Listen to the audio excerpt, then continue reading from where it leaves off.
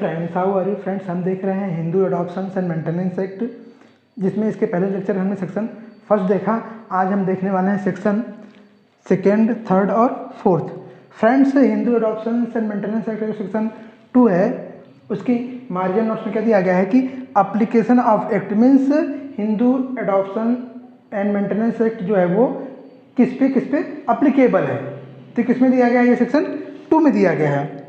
और सेक्शन 3 जो है वो डिफिनेशन क्लॉज से डील करता है, और सेक्शन 4 जो है वो इस सेक्शन का ओवरराइडिंग इफेक्ट क्या है उसके बारे में बात करता है। ठीक है, तो friends, Hindu adoption and maintenance act का जो सेक्शन 2, 3 और 4 है वो, और हिंदू मैरिज एक्ट का सेक्शन 2, 3 और 4 जो है वो एकदम सेम है। ठीक है, तो इन तीनों सेक्शन को ऑलरेडी हमने हिंदू मैरिज एक्ट के लेक्चर के टाइम पे एक्सप्लेन किया है। तो इन तीनों लेक्चर का जो वीडियो है, इन तीनों सेक्शन का जो वीडियो है, वो आपको हिंदू मैरिज एक्ट का जो मेरा लेक्चर है उसमें जाके आप देख सकते हो। ठीक है, सो फ्रेंड्स, तो फिर इन तीनों सेक्शन को मैं डिटेल में एक्सप्लेन नहीं करता।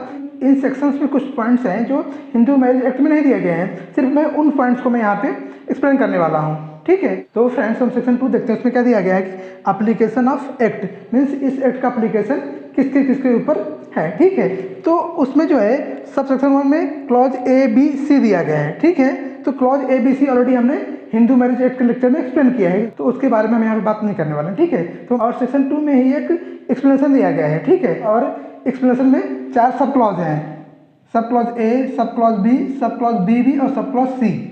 तो जो सब क्लॉज A है, B है और C है, इसको ऑलरेडी हमने हिंदू मैरिज एक्ट के लेक्चर में देखा हुआ है, तो उसको हम यहाँ एक्सप्लेन नहीं कर रहे हैं। ये क्लॉज BB जो है एक्सप्लेनेशन का, उसको हमने नहीं देखा है, तो उसके बारे में यहाँ देखते हैं। ठीक है, तो एक्सप्लेनेशन क्या दिया गया है कि the following persons are Hindu, Buddhist, Jains और Sikhs by religion as the case में भी। मीन्स नीचे दिए हुए लोग धर्म के अनुसार हिंदू, बौद्ध, जैन और सिख माने जाएंगे। तो वो कौन कौन से लोग हैं जो धर्म के अनुसार हिंदू, बौद्ध, जैन या फिर सिख माने जाएंगे, वो किस में दिया गया?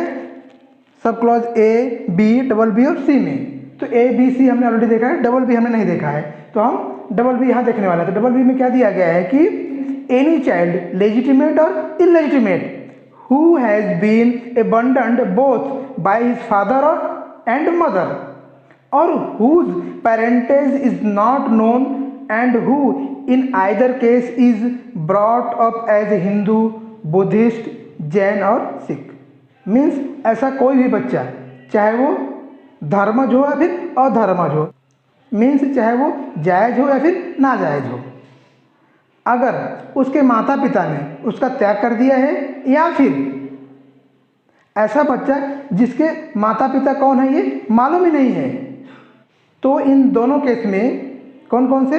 पहला कि ऐसा बच्चा जिसके माता पिता ने उसका त्याग कर दिया हो, और दूसरा जिसके माता पिता का पता ही ना हो। तो इन दोनों केस में उस बच्चे का पालन पोषण हिंदू धर्म के अनुसार होता है तो हिंदू माना जाएगा, और अगर उस बच्चे का पालन पोषण बौद्ध धर्म के अनुसार होता है तो बौद्ध माना जाएगा, और उस बच्चे का पालन पोषण अगर सिख धर्म के अनुसार होता है तो सिख माना जाएगा, और अगर उस बच्चे का पालन पोषण जैन धर्म के अनुसार होता है तो जैन माना जाएगा। ये दिया गया है सब क्लॉज BB में। फ्रेंड्स, अब हम हिंदू एडॉप्शन एंड मेंटेनेंस का सेक्शन 3 देखते हैं, जो डील करता है डेफिनेशन क्लॉज से, जिसमें कि 3 क्लॉज दिए गए हैं A, B, C, जिसमें क्लॉज A हमने already Hindu marriage act lecture में देख लिया है। ठीक है, तो हम यहाँ पे क्लॉज A नहीं देखने वाले हैं, यहाँ पे हम सिर्फ क्लॉज B और C देखने वाले हैं। तो जो क्लॉज B है वो डील करता है मेंटेनेंस से, और क्लॉज C जो है वो डील करता है माइनर से। ठीक है, तो फ्रेंड्स, हम क्लॉज B देखते हैं। उसमें क्या दिया गया है कि maintenance include means maintenance means नहीं दिया गया है, मेंटेनेंस इंक्लूड मीन्स मेंटेनेंस में क्या क्या इंक्लूड है। तो उसमें आगे क्या दिया गया है कि in all cases provision for food, clothing, residence, education and medical attendance and treatment. तो भरण पोषण के खर्च में क्या क्या इंक्लूड है? खाने का खर्च, कपड़े का खर्च, रहने का खर्च मीन्स जहाँ पे आप रहते हो, जिस घर में रहोगे उसका भाड़ा। ठीक है, आगे दिया गया है एजुकेशन, पढ़ाई का खर्च, मेडिकल अटेंडेंस मीन्स दवा का खर्च। ये सभी किस में आएंगे? मेंटेनेंस में आएंगे, सभी भरण पोषण में आएंगे। ठीक है, और आगे सब क्लॉज सेकंड में क्या दिया गया है कि in the case of unmarried daughter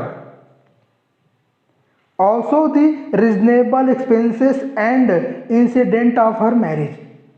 तो सब क्लॉज फर्स्ट में क्या दिया गया था कि इन ऑल केसेस में, सभी केस में, किसी बच्चे का रहने का खर्च, खाने का खर्च, कपड़े का खर्च, उसके पढ़ाई का खर्च, उसके मेडिकल का खर्च, ये सभी मेंटेनेंस में आएंगे। और सब क्लॉज सेकंड में क्या दिया गया है कि in case of unmarried daughter, अगर कोई अविवाहित लड़की है तो उसके जो शादी का खर्च है वो भी मेंटेनेंस में इंक्लूड है। अगर अनमैरिड डॉटर है तो उसके मेंटेनेंस में उसके शादी का खर्च भी आएगा। मीन्स सभी केसेस में बच्चे के रहने का खर्च, खाने का खर्च, कपड़े का खर्च, उसके एजुकेशन का खर्च, उसके मेडिकल खर्च, ये सभी मेंटेनेंस में आएंगे। और अगर कोई अविवाहित लड़की है तो उसके शादी का खर्च या फिर उसके शादी से रिलेटेड जो खर्च है वो भी उसका मेंटेनेंस ही माना जाएगा। यही दिया गया है सब क्लॉज बी में। फ्रेंड्स, हम सब क्लॉज सी देखते हैं जो कि डील करता है माइनर से, मतलब सब क्लॉज सी में माइनर की डेफिनेशन दी गई है। ठीक है, उसमें क्या दिया गया है कि minor means a person who has not completed his or her age of 18 years. तो according to Hindu adoption and maintenance act, minor means the person who has not completed his 18 year. Person include both male और female, चाहे वो लड़की हो चाहे लड़का हो। अगर उसकी उम्र 18 साल से कम है तो वो Hindu adoption and maintenance act के अनुसार वह माइनर माना जाएगा।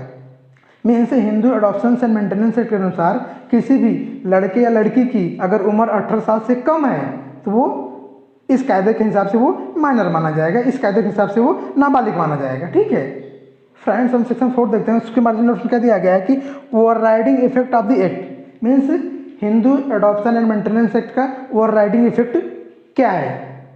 तो ये जो हिंदू एडॉप्शन एंड मेंटेनेंस का सेक्शन 4 है वो और हिंदू मैरिज एक्ट 1955 का जो सेक्शन 4 है दोनों सेम है। तो अगर आपको सेक्शन 4 का लेक्चर देखना है तो आप मेरे हिंदू मैरिज एक्ट का जो वीडियो है उसमें जाके इसको देख सकते हैं। सो फ्रेंड्स, आज के लिए बस इतना ही। हम फिर मिलेंगे अगले लेक्चर में Hindu adoption and maintenance act के एक नए सेक्शन के साथ। तब तक के लिए धन्यवाद।